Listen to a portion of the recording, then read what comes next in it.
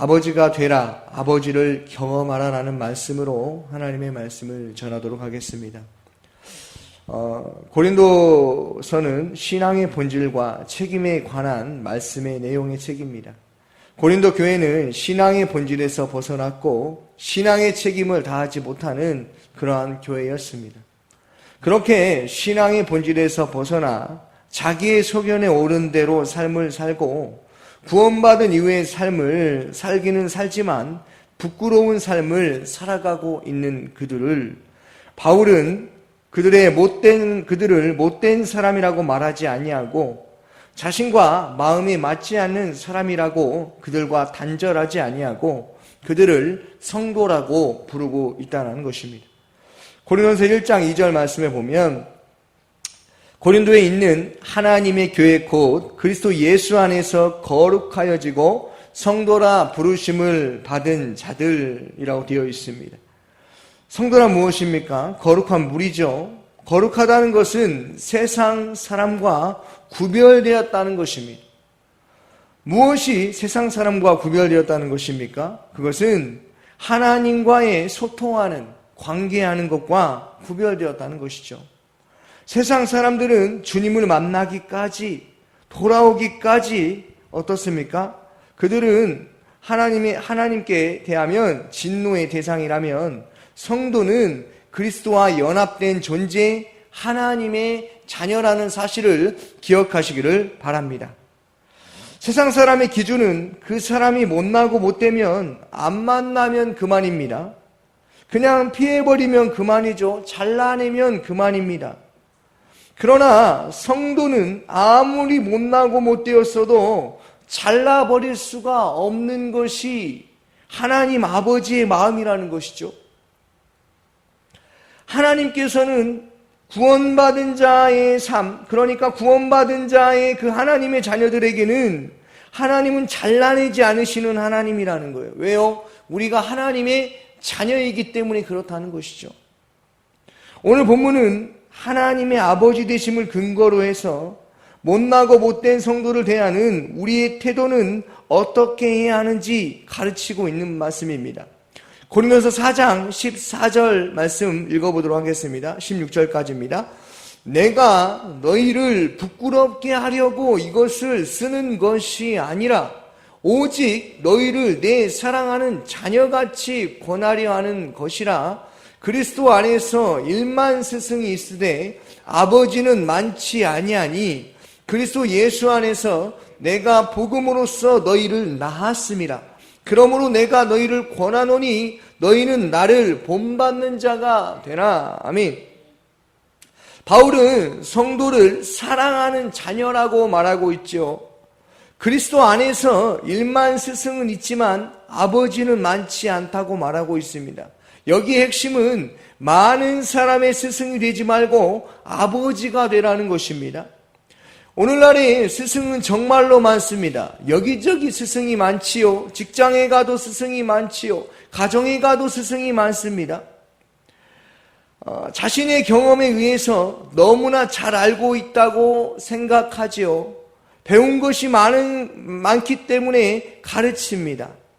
자신의 평가와 판단으로 결정하고 뭔가를 깊게 생각하고 그 옆 사람에게 말해줍니다.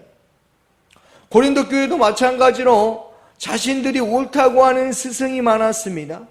그래서 파를 만들죠. 아볼로파, 게바파, 그리스도파. 이렇게 파를 만들어서 자신들이 옳게 신앙생활을 한다고 말하면서 계속해서 끌어들였습니다. 어떤 사람은 아볼로파요, 어떤 사람은 게바파요, 어떤 사람은 그리스도파요, 어떤 사람은 바울파로 계속해서 끌어들입니다. 분쟁이 있을 때 바울이 이렇게 말합니다. 고린도서 1장 10절인데요. 분쟁이 있기 전에 말하는데요. 이렇게 말합니다. 형제들아, 내가 우리 주 예수 그리스도의 이름으로 너희를 권하노니 모두가 같은 말을 하고 너희 가운데 분쟁이 없이 같은 마음과 같은 뜻으로 온전히 합하라. 아멘. 이 말씀의 핵심이 무엇입니까? 서로 싸우지 말고 내 말이 옳다라고 말하지 말고 같은 말 같은 생각을 가지고 중요합니다. 주 안에서 분쟁이 없이 같은 마음과 같은 뜻으로 그리스도와 연합하라 라는 것이죠. 이것은 어떤 사람들에게 지금 바울이 말하고 있냐면 복음을 들은 자들에게, 믿는 성도들에게 말하고 있다는 것이죠. 사랑하는 성도님들, 신앙생활을 할 때 여러분들에게 멘토가 있습니까? 어떤 일이든지 무슨 일이든지 말할 수 있는 신앙의 친구가 있으십니까? 있으시다면 성도님들은 행복한 사람입니다. 괜찮은 사람입니다. 그 사람에게 서로가 힘이 되어주기 때문에 그렇죠. 그렇다면 이러한 사실도 알고 계십니까? 하나님께서 나의 그 연약한 모습이 있기 때문에, 나의 부족한 모습이 있기 때문에 그 사람을 통해서 나에게 도움이 되어주고 있다는 사실을 알고 있습니까? 그러나 중요한 사실이 있지요. 우리는 사람의 말을 따라 신앙생활하는 것이 아니라 하나님의 말씀을 따라서 신앙생활한다는 것을 기억하시기를 소망합니다. 반면에 어떻습니까? 스승은 어떻습니까? 잘잘못을 분명하게 말하고 더 이상 그렇게 되지 않도록 말합니다. 하지만 하나님은요, 모든 믿는 자의 아버지가 되어 주신다라는 것이죠. 오늘 본문의 핵심입니다. 스승이 아니라 아버지가 되라는 것입니다. 아버지는 어떤 사람입니까? 기다리는 사람입니다. 누군가의 잘잘못을 따져서 그를 은혜의 자리로 가지 못하도록 하는 분이 아니라 아버지는 은혜를 담는 그릇으로 쓰실 것을 믿고 오래 참고 기다리시는 분이시라는 것이죠. 성경에 아주 잘 되어진 예화가 있는데요. 비유가 있는데요. 바로 탕자의 비유입니다. 아버지에게 아들 둘이 있습니다. 둘 다 아버지가 사랑하는 아들이지요. 그런데 그 둘째 아들이 아버지가 아직도 건강한데 둘째 아들은 아버지에게 유산을 달라고 합니다. 참으로 배은망덕한 자 아닙니까? 유산은 아버지가 죽기 전에 주는 것인데 지금 당장 달라고 하는 것이죠. 아버지는 머뭇거리지도 않습니다. 아들이 달라고 하니까 아버지가 유산을 그 아들에게 넘겨줍니다.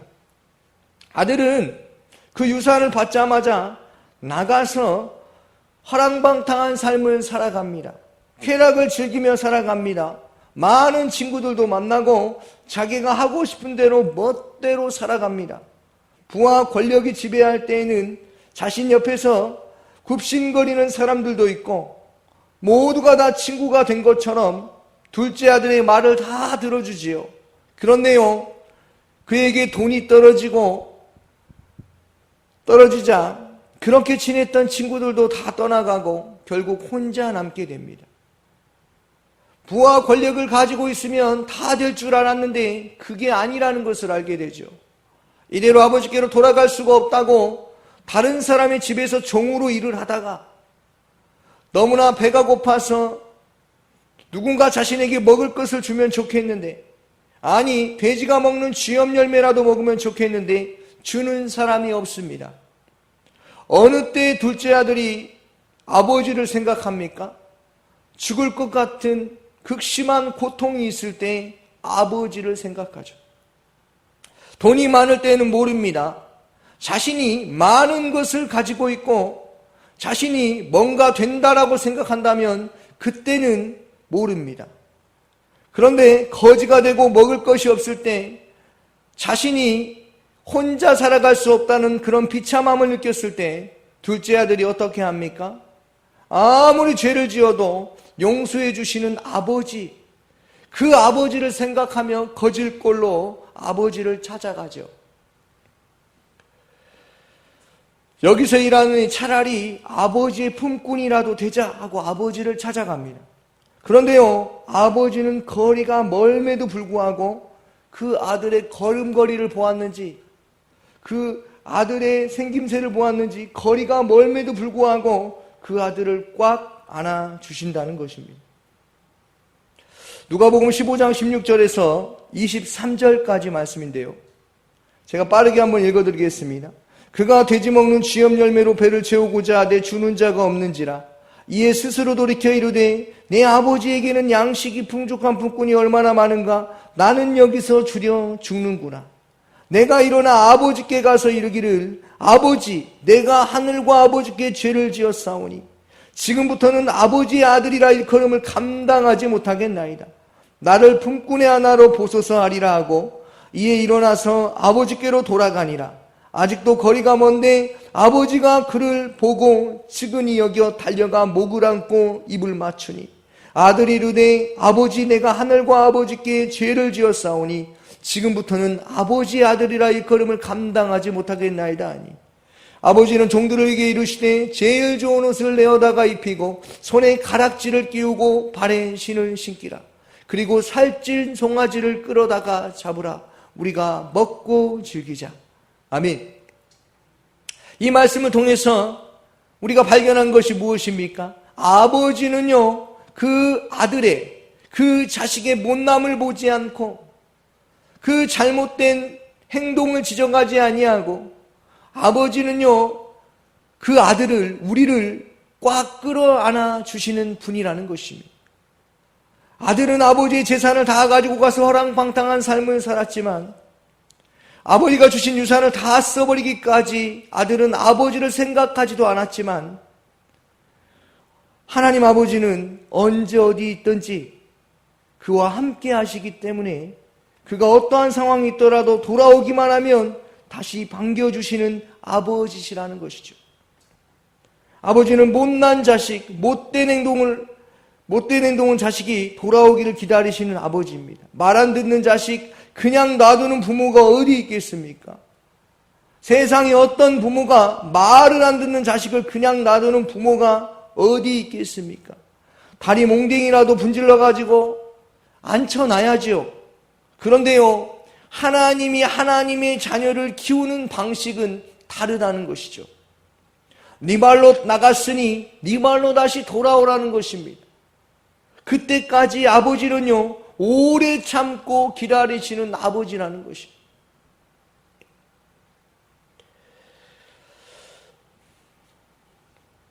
갈라디아서 6장 1절 말씀입니다. 형제들아, 사람이 만일 무슨 범죄한 일이 드러나거든 신령한 너희는 온유한 심령으로 그러한 자를 바로잡고 너 자신을 살펴보아 너도 시험을 받을까 두려워하라. 너희가 짐을 서로 지라 그리하여 그리스도의 법을 성취하라. 무슨 말입니까? 동역자가 되라는 것입니다. 그에게 범죄한 일이 보이거든, 잘못된 모습이 보이거든 서로 짐을 지라는 것이죠. 어떤 한 사람에게 잘못이 있는 것이 아니라 사실은 모두에게 잘못이 있는 것이죠. 그것들을 서로 합력하여 선을 이루라는 것입니다. 사랑하는 성도님들, 우리 범죄한 일이 일어나거든 동료가 되라는 것입니다. 마치 깁스의 역할과 같지요.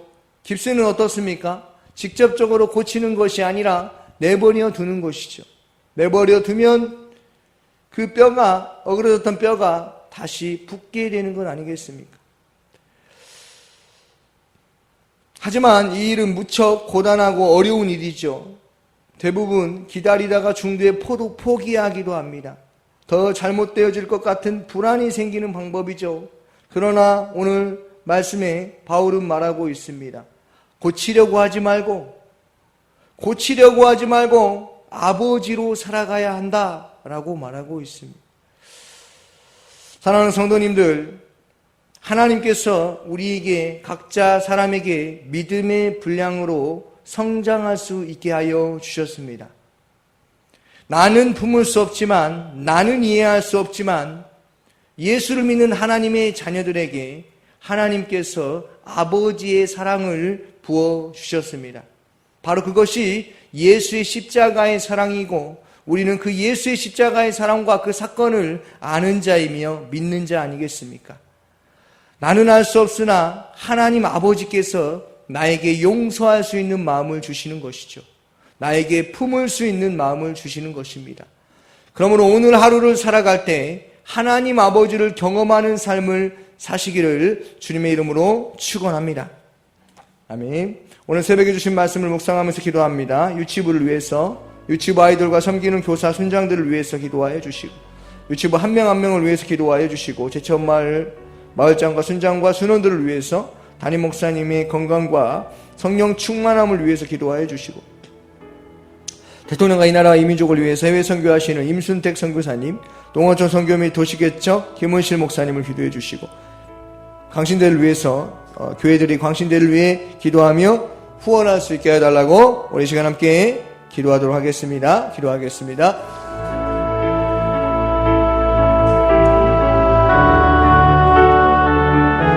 사랑 많으신 아버지 하나님 감사합니다. 하나님 아버지께서는 우리가 우리의 고집대로, 우리의 생각대로, 자기의 소견에 옳은 대로 사는 것을 원하지 아니하시고 아버지로 살아가기를 원하시고 모든 사람을 품고 사랑할 수 있는 마음을 가질 수 있는 그러한 삶을 살기를 원하시고, 하나님 믿음의 장성한 분량에 이르기까지 우리가 성장하게 하시고 자라게 하시고 하나님의 자녀답게 오늘 하루를 승리하며 살아갈 수 있도록 주님 함께하여 주시옵소서.